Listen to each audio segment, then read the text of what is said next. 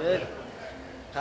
Glad to join the ride, but you know, take a big deep breath right now. So. Sure. So I mean, this has probably been the craziest 8-day stretch or so of your entire life. Just talk to me about going from winning the LFA title and being here tonight, getting your win in your UFC debut. Oh man, you know, well, first of all, the LFA fight was short notice.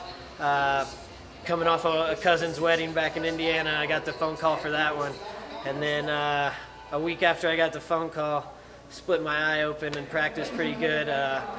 You know, we cut the stitches walking out to the LFA's fight, you know, before I went to the arena. So surprised it didn't open up. Luckily, it was only a minute-long fight. So, you know, just kind of explain that. You know, on top of all the craziness, I've had even more craziness. A lot of people don't know about. And but that's what I do, man. I come to fight. I'm a competitor. You know, I've been competing since I've been 6 years old in this one-on-one, hand-to-hand combat stuff. And you know, you call me tomorrow, give me a little water, a little food. I'll fight tomorrow. Fight in a couple hours if they need me to.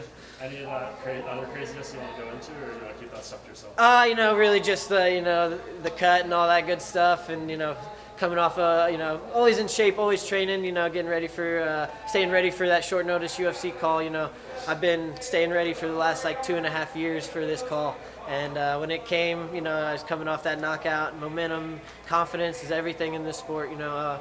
I wanted to make it a little bit more exciting fight, but you know, that's what Ray does. He throws that big overhand right and tries to push you up against the cage. And you know, I felt like you know, I did a good job of scoring in there, even when my back was against the cage. When he took me down, you know, I tried a little roll through. Once that didn't work, you know, I was right back up to my feet, you know, every time, and felt like, you know, when I did take him down, you know, I was winning some, you know, holding that grappling exchange and controlling that scramble. When you envisioned your UFC debut, was it anything like what just played out in the cage? Not at all.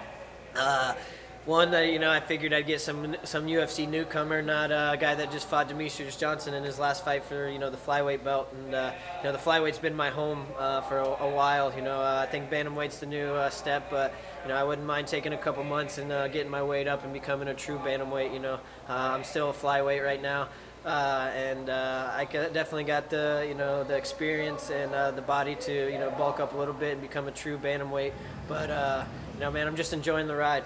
So I mean, under these circumstances, you taking the fight on short notice, you think if someone was going to miss weight here, it would have been you, but not the guy moving up 10 pounds to do it.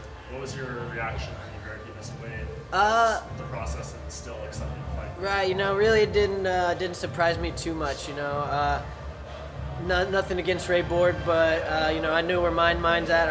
One, I always make weight. Two, I'm always going to come to fight. You know, you rip my arm off, you know, I'll come, I'll beat you with the other one. You know, I've always, you know, any injury or anything like that's never kept me from a fight. I don't think I've ever pulled out from a fight ever, amateur or pro. You know, I fought both contender series fight with 2 tears in my rotator cuff. You know, I'm a competitor. I'm a warrior, man. That's what I do. You know, missing weight, it was a pound, it happens, you know, but, you know, we're all professionals here. We all signed to, you know, a weight to make. He's coming up 10 pounds. You probably had 8 to 10 weeks notice on this fight, maybe a little bit shorter, but, you know, make weight, man.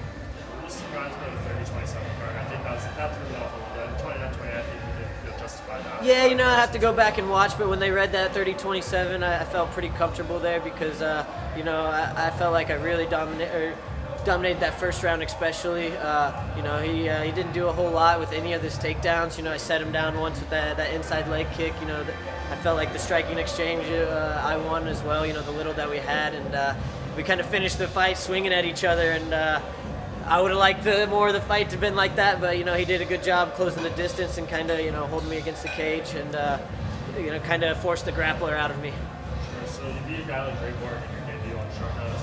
It seemed like that put you on an accelerated path just in terms of fighting competition. How do you see your career unfolding from here? What kind of names do you want? Ah, man, you know, I'll take anybody, but, you know, you step in against #3 flyweight Ray Borg, that's a tough fight.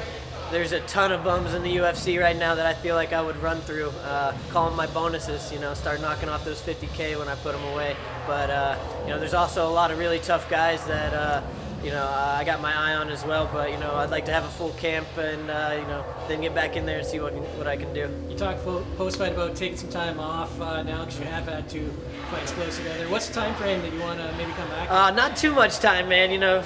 Shoot, like I said, I'll fight next week if they want me to. But give me a month, give me 2 months, and just to kind of bulk up a little bit, get that cardio up where it should be. Fight camp shape. I felt great really going 3 rounds against Ray Borg in an all-out grappling exchange. It doesn't get any more cardiovascular than that, and I felt like I was in pretty good shape, but I can take it to another level. You talked about some bums in the UFC. Maybe this is your opportunity if you want to call anyone out. I don't know. Man, don't got any names. Just give me some of those guys, and I feel like I'll run right through them. What about the crowd reaction? Or was it because of everything Ray had gone through, or? Yeah, I think he's got a little bit of fan reaction with the what he's gone through, but I wish the best for his son, in the recovery and everything. But we all have personal lives, you know what I mean? Some worse than others, but I got my own personal life too, and I'll show up, make weight, and come to fight no matter what. As far as UFC fans, man, they like to see a bloody war mess, and that's the kind of fight I like to be in. But like I said, he did a good job of bringing the grappler out in me, and I got to let that warrior go a little bit at the end, but I think it was a little too late by then. Following up on that, you have a vision for when you make a debut for such a big stage. Is that a downer, the moving, or the process is too fun? The process is too fun. I think I might have said it on the mic. Half of those guys, they don't even know what fighting is, let alone stepping in there and what it's like to fight against a former title contender on 6 days' notice. So they can boo all they want. I know what I did. I truly felt I won the fight. I can think of like 2 shots he landed in the whole fight, and those times he did take me down, I never felt threatened at all by his little back control.